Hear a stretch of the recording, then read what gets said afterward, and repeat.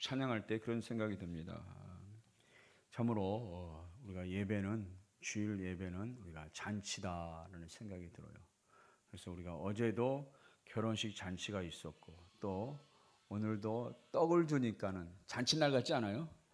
그래서 이게 교회 오는 거는 매일 잔치하러 오는 거구나 생각이 드는데, 때로는 여러분 삶에 어려움이 있고 문제가 있어도 이 시간 좀 잊어버리고, 누구 문제 없는 사람이 다 있습니다. 그러나 이제 또 큰 문제가 있으면은 사실 있기도 힘들고 그럴 수 있어요. 예배 시간에도 무슨 목사님이 잔치라고 그러지만은 염려와 근심 가운데 마지못해 앉아 있을 수도 있지만은 우리가 좀 잔치라 생각하고 예배를 했으면 좋겠다 생각이 됩니다. 우리가 아파트에 새로 입주해도 그날 기쁘잖아요. 새 아파트 입주하면은 기쁘고, 또 그래서 집들이도 크게 하고, 그래서 음식도 많이 차려두고 잔치하는 것처럼, 무슨 잔치냐? 주일에는 일단은 천국 잔치다. 내가 천국에 들어가는 날이다. 이렇게 한번 생각해 보세요. 여러분이 오늘 이 시간 바로 내가 천국에 들어가 있다. 저는 그렇게 생각을 해봤어요. 찬양할 때 내가 지금 예수님과 함께 천국의 보좌에 앉아 있구나. 에베소 2장 말씀에 그랬잖아요. 바울이 미래 일이지만 내가 그리스도와 함께 살아났고 그리스도와 함께 하늘에 앉힌 바 되었다. 과거로 표현했어요.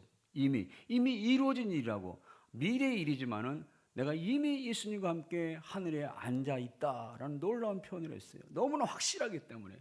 그래서 저도 찬양할 때 눈 감고 내가 천국에 예수님과 함께 앉아 있고, 막 거기 천국에 너무 들어가서 기뻐서 그런 상상을 해봤고, 또 제가 로또가 맞은 상상을 해봤어요. 한번 내가 로또가 맞았구나 이번 주에. 그 기분 좋겠다, 이거 신난다. 또 어떤 사람은 빚에서, 이게 성경에 보니까 안식년이 있잖아요.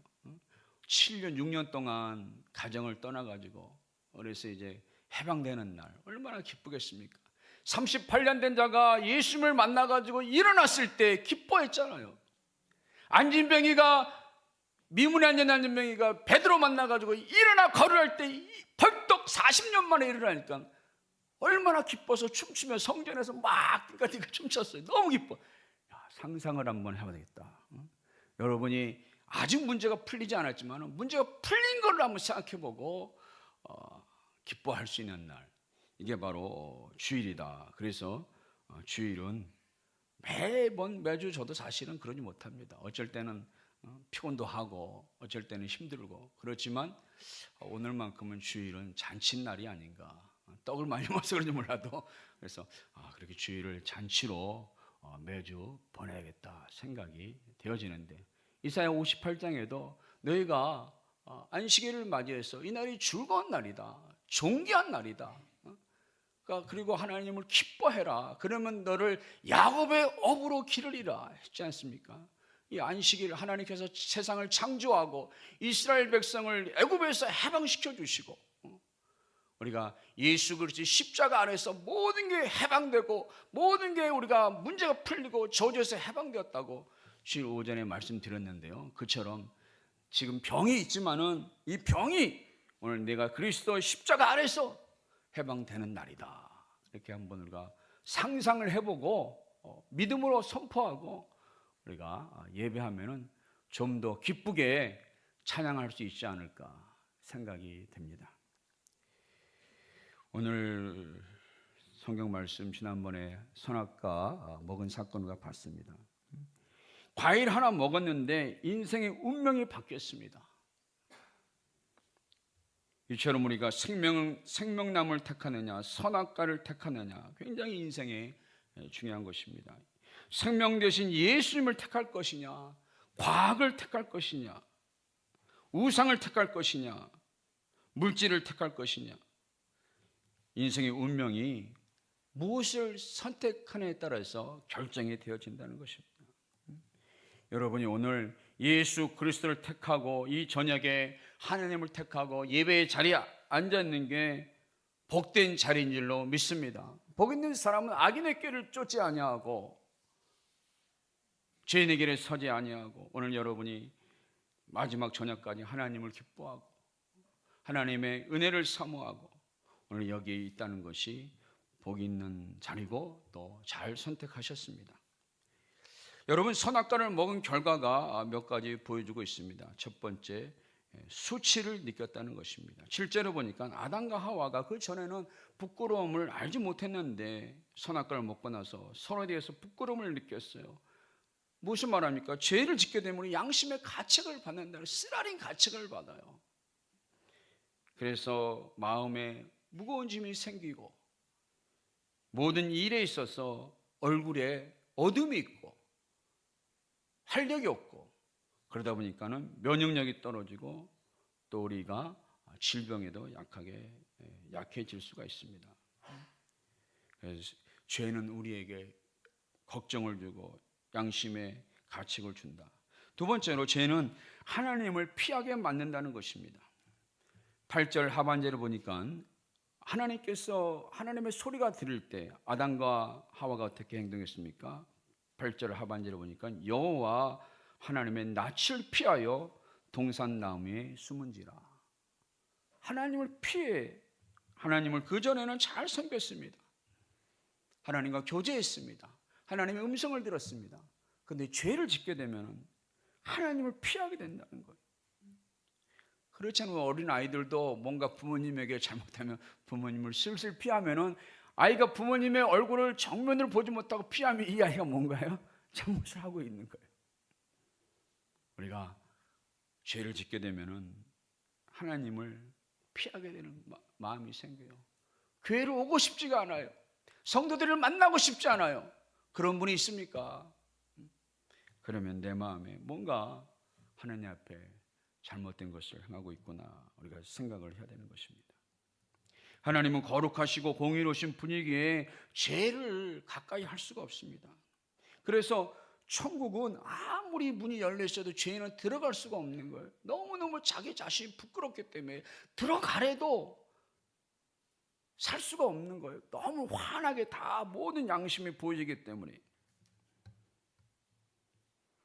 그래서 이 땅에 예수님이 오신 것입니다. 우리 스스로는 하나님 앞으로, 빛이 앞으로 나갈 수가 없기 때문에 바퀴벌레가 빛 앞에 살 수 없고 그들이 늘 바퀴벌레가 어둠 속에서 살 수밖에 없는 본능을 가졌듯이 우리는 죄인으로서 하나님 앞에 나갈 수가 없는데, 그것을 가려주시기 위해서, 덮어주시기 위해서 예수님께서 이 땅에 오셨다. 아담과 하와는 자신들의 수치를 가리기 위해서 어떻게 했습니까? 실제로 보니까 무화과 나무 잎으로 치마를 만들었다고 했어요. 그러나 무화과 나무 잎은 곧 마르게 되고 얼마 가지 못했습니다.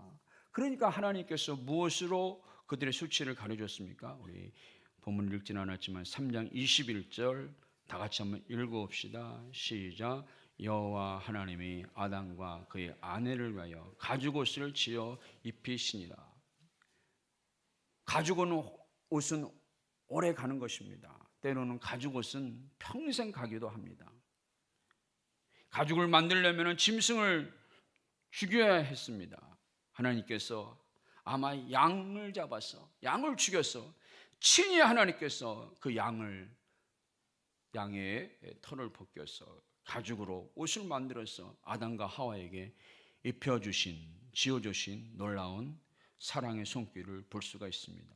이것은 예수님을 예표하는 것입니다. 여러분, 예수님께서 우리의 수치를 가리기 위해서 십자가에서 자신을 죽이시고 피를 흘리사 우리의 죄를 덮어주신 것입니다.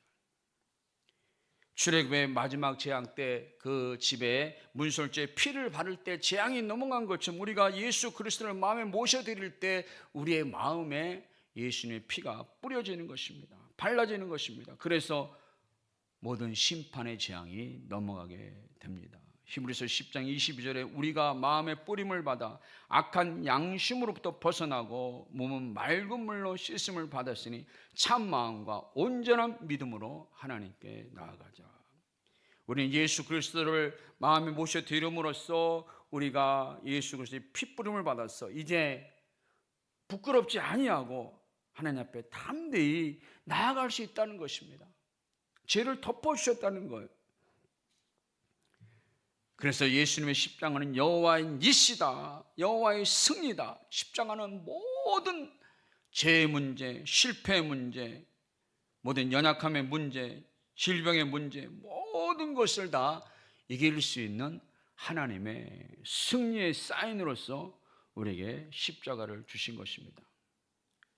십자가 아래에서 모두가 아말렉처럼 죄와 저주와 심판과 모든 것들이 도말하게 되었습니다.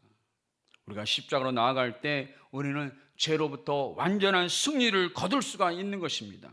하나님이 죄와 싸워 주신 것입니다. 여러분, 혹시 마음에 꺼리는 죄가 있습니까? 죄에서 이기는 방법은 오직 예수님께 나아가는 것입니다. 십자가 앞으로 나아가는 것입니다. 그럴 때 우리가 죄사함 받고 하나님께서 자유함을 주십니다. 지금이 은혜 받을 기회라고 했습니다. 우리가 하나님의 눈을 피하면 잠시 마음에 편할지 모르지만 죽은 후에는 반드시 심판이 있다는 거예요. 한번 죽은 후에는 심판이 있다. 그래서 아담처럼 나무에 숨지 말고 오늘 하나님 앞에 나와서 우리의 수치를 가려주는 가죽옷을 우리가 받고 또 예수 그리스도께 나와서 우리가 예수님의 피로 가림을 받고 제사를 받을 수 있는 우리 모두가 되기를 바랍니다.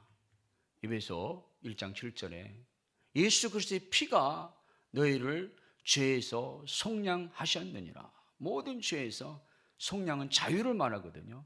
자유를 주셨다. 예수의 피값으로서 자유를 주셨습니다. 9절에 보면 하나님이 아담을 찾으십니다. 왜 부르시겠습니까? 하나님을 심판하기 위한 것이 아니라 그의 수치를 가려주기 위해서 가죽옷을 주시기 위해서 그를 찾고 있습니다. 아담은 그전에는 하나님을 잘 믿었던 사람인데 이처럼 잘 믿었던 사람도 아담처럼 세상이 좋아서 하나님을 떠나 살 때가 있습니다. 세상을 더 의지하고 하나님을 멀리 떠나 실패를 살 때가 있어요. 하나님과 동행하면서 하나님의 동산에 살아야 하는데 저 구석진 곳에서 음지에서 하나님 없이 살아가는 사람을 향해서 하나님이 아담아 내가 어디 있느냐라고 부르고 계십니다. 여러분은 지금 어디에 머물고 있습니까? 여러분의 영혼은 어디에 있습니까? 여러분의 마음은 지금 어디에 있습니까? 이 시간에 몸은 예배당에 나왔음에도 불구하고 마음은 정말 딴 곳에 있지는 않습니까? 여러분 혹시 우리의 마음이 여전히 세상의 물질에 있지 않습니까? 우리의 마음이 세상의 쾌락에 있지 않습니까? 여러분의 마음이 혹시나 옛날 애인에게 있지는 않습니까? 어떤 분은 수십 년이 지났는데도 남편하고 사는데도 그 첫사랑을 못 잊은 분도 있더라고요. 그러나 그리스도 안에서 우리가 모든 것에서 자유를 받고 우리가 온전히 우리의 마음이 하나님을 향해지기를 바랍니다. 아담아 내가 어디 있느냐? 너의 마음이 어디 있느냐? 내가 산을 향해서 눈을 들리라. 나의 도움이 어디서 올꼬? 내가 눈을 들리라. 하나님을 향해서 눈을 들리라. 여러분의 마음이 누구를 향해 있습니까? 시편 42편에 내 영혼이 하나님 곧 살아계시는 하나님을 갈망하느니 내가 어느 때에 나아가서 하나님의 얼굴을 배울까? 이 시인은 너무나도 건강이 좋지 아니하고 너무나도 억울한 일을 당해서 성전에서 쫓겨나서 예배할 수가 없었습니다. 그러나 다시 예배하기를 원했습니다. 하나님의 얼굴을 배울까?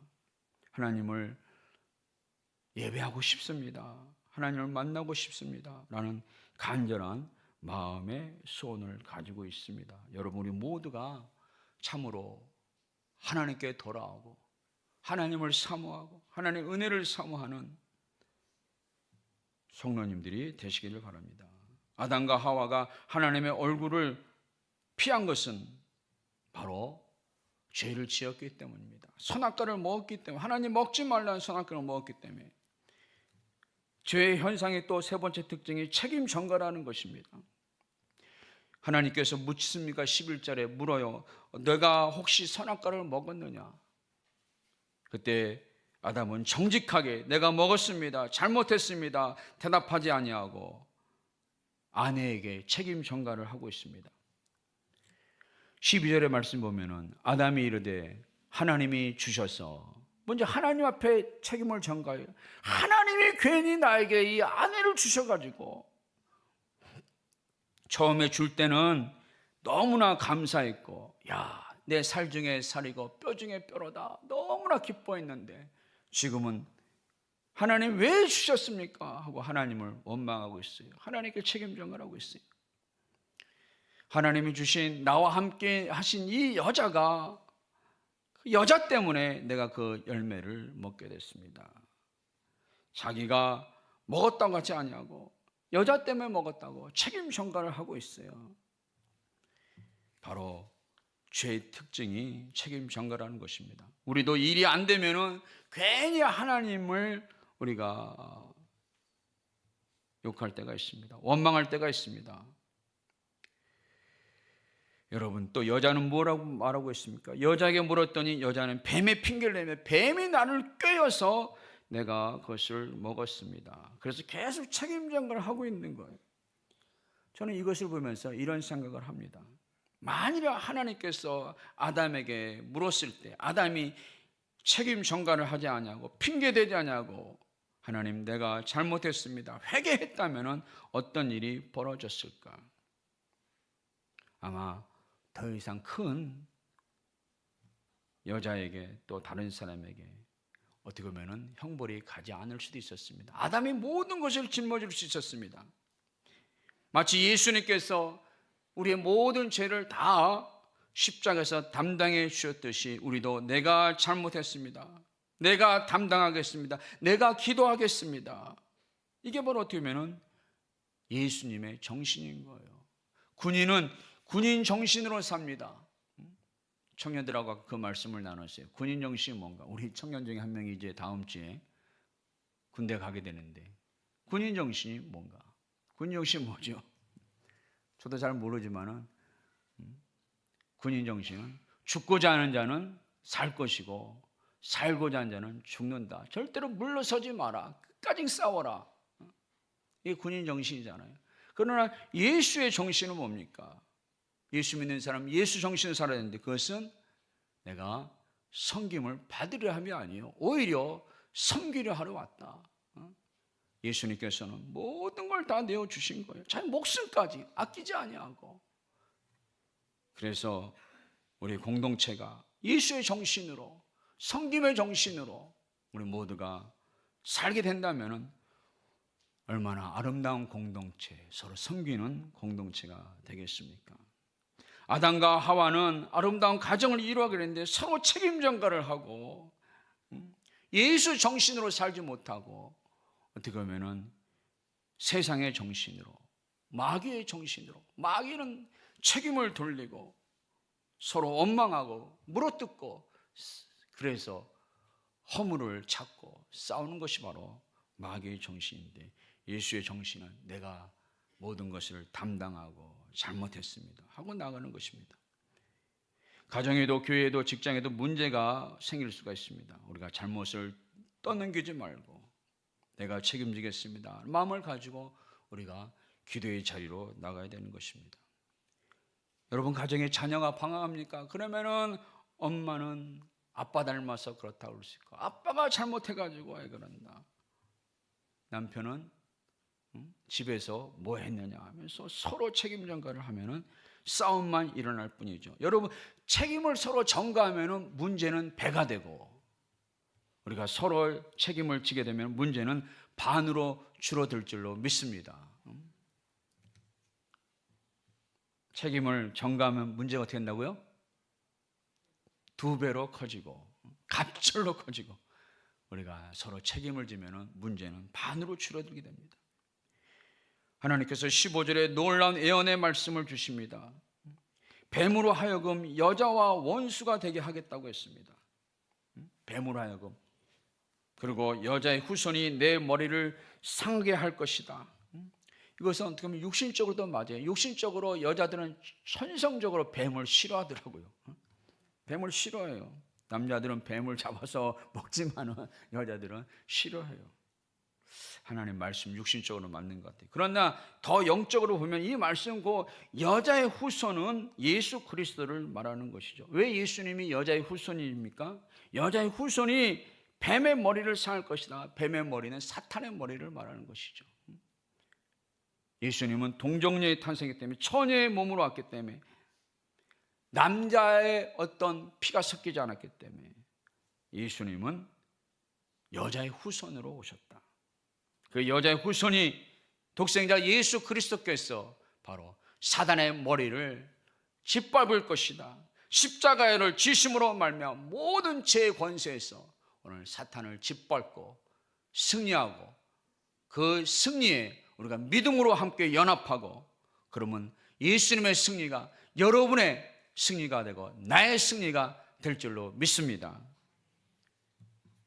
예수님께서는 왕으로 오셔가지고 사단의 세력을 결박했다고 했습니다. 누가복음 10장 19절에 내가 너에게 뱀과 정갈을 밟으며 원수의 모든 능력을 제어할 권능을 주었으니 너희를 해할 자가 결코 없으리라. 여러분, 우리는 사단을 이길 수 있는 권세가 있습니다. 예수님께 붙어 있으면 이기는 것입니다. 여러분, 이 종이 한 장은 찢기가 쉽죠. 그냥 찢어질 수 있어요. 근데 이 종이가 여기에 딱 달라붙어 있으면은 나무를 찢어야 돼요. 찢기 어렵잖아요. 나무를 찢기가 어렵습니다. 이처럼 우리가 예수 그리스도께 붙어만 있으면 누구도 우리를 건드릴 수 없고 누구도 찢을 수가 없는 거예요. 나 혼자 있으면 종이 한 장처럼 지렁이처럼 약하지만 예수님께만 붙어 있으면은 여러분이 강한 자가 되고 사단이 도망가고 여러분이 승리할 줄로 믿습니다. 예수님께 붙어 있으세요. 그리스도 안에 있으세요. 그리스도 안에 있으면 결코 정죄함이 없고 그리스도 안에서 주 안에서 기뻐하라. 늘 바울이 말하잖아요. 예수 안에 있어라. 예수를 붙들어라. 우리는 믿음으로 기도로 사탄의 세력을 바로 결박할 수가 있는 것입니다. 예수님과 믿음이라는 건 예수님과 결부되는 거예요. 하나가 되는 거예요. 내 힘으로는 안 되지만은 예수님의 힘으로 우리는 어떤 세력도 뱀과 정갈의를 밟고 이길 수 있다. 이 믿음을 가지시기를 바랍니다. 성도 여러분, 하나님이 우리에게 묻습니다. 너의 몸이 지금 어디에 머물고 있느냐? 나를 피하고 있지 않느냐? 내 마음이 어디에 있느냐? 여러분, 우리의 마음이 예수님께 향해지기를 바랍니다. 그리스도와 함께 살고 그리스도와 함께 죽고 늘 예수님을 모시고 살 수 있는 얼굴 예수님의 낯을 피하지 말고 하나님의 낯을 피하지 말고 예수님과 동행할 수 있는 그래서 세상과 싸워 이기는 우리 모두가 되시기를 바랍니다. 기도하겠습니다.